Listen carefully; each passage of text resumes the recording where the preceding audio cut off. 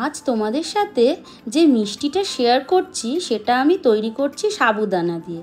তোমাদের এটাও বলবো যে সাবুদানা স্বাস্থ্যের পক্ষে কতটা উপকারী আর এটা কাদের খাওয়া উচিত নয়।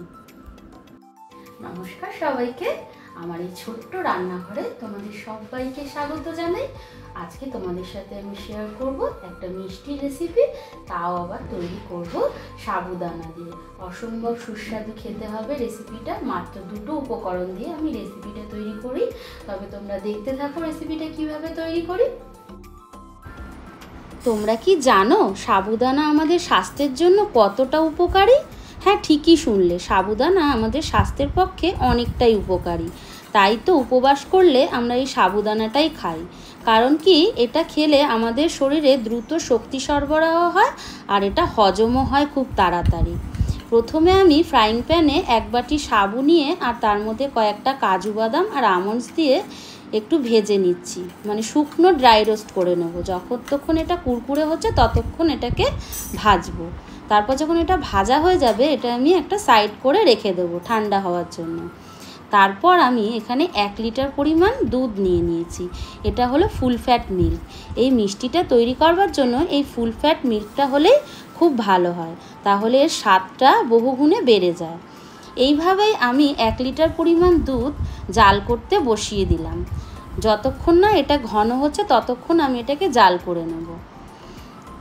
তারপরে এটাকে আমি যে সাবুদানাটা আমি ভেজে রেখেছিলাম, মানে ড্রাই রোস্ট করেছিলাম, সেটাকে আমি একটু গুঁড়ো করে নেব। তার জন্য মিক্সার জারের মধ্যে এটাকে আমি নিয়ে নিচ্ছি আর এটাকে একটু খুব ভালো করে গুঁড়ো করে নেব যাতে একটু ফাইন পাউডার হয়ে যায়।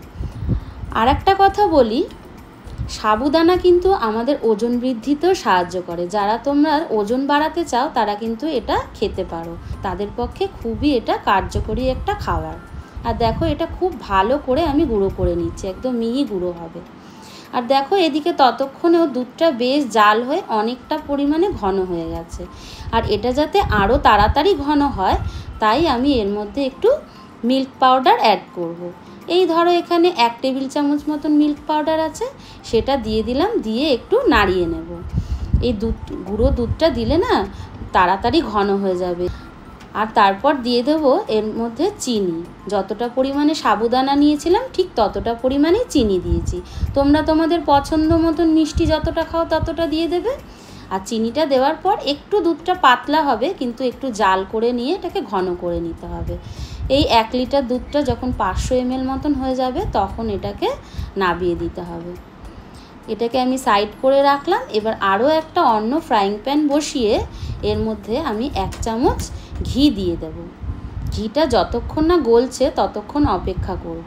যখন ঘিটা গলে যাবে তখন এর মধ্যে যে গুঁড়ো করে রাখা সাবুটা সেটা আমি এর মধ্যে ঢেলে দেব।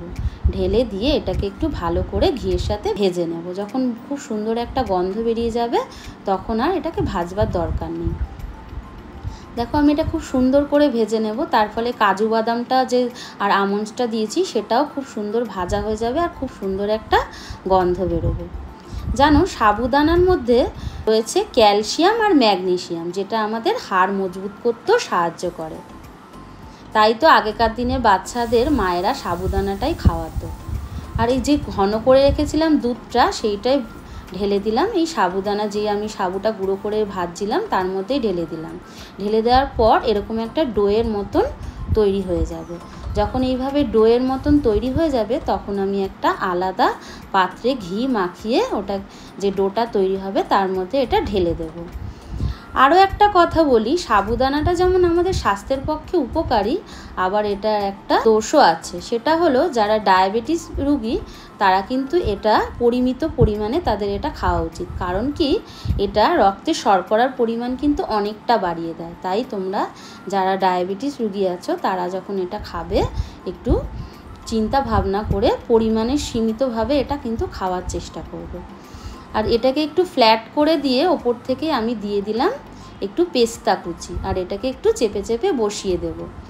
যতক্ষণ না এটা ঠান্ডা হচ্ছে ততক্ষণ আমি এটাকে অপেক্ষা করতে হবে। যখন এটা এইভাবে ঠান্ডা হয়ে যাবে তখন এটাকে কেটে নিতে হবে। তার জন্য আমি এটাকে একটু স্কোয়ার শেপ দেব বলে সাইডে ধারের অংশগুলো কেটে দিয়ে একটু স্কোয়ার শেপ দিয়ে নেওয়ার চেষ্টা করছি। তাই দেখো সাইডের যে অংশগুলো ওটাকে আমি বাদ দিয়ে দেবো, বাদ দেবো না, এটা খাওয়া হয়ে যাবে, কিন্তু দেখতে যাতে সুন্দর লাগে তাই এটাকে একটু সাইডের অংশগুলোকে কেটে আমি তুলে রাখছি। আর এটাকে আমি স্কোয়ার শেপ করে কাটছি, তোমরা তোমাদের পছন্দ মতন শেপ করে কেটে নিও। প্রতিটা খাবারেই জানো তো কোনো না কোনো গুণও থাকে, আবার তার একটা অপকারী দিকও থাকে, তাই আমাদের প্রত্যেকেরই মানে সব কিছু জেনে বুঝে তারপরেই খাওয়া উচিত। আর এই মিষ্টিটা দেখতে দেখো কতটা সুন্দর হয়েছে, দেখতে যতটাই সুন্দর হয়েছিল খেতেও কিন্তু ততটাই সুন্দর হয়েছিল। আর ছোট বড় প্রত্যেকেরই এই খাবারটা খুবই পছন্দ হবে।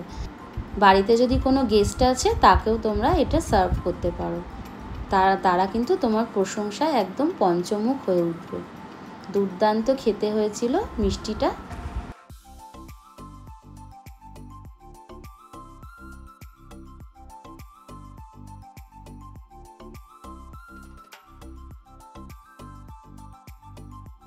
দেখো তৈরি করে নিলাম সাবুদানা দিয়ে কালাকাঁদ মিষ্টি। আশা করি তোমাদের ভালো লেগেছে। যদি তোমাদের ভালো লাগে তাহলে আমাকে জানিও। টাটা।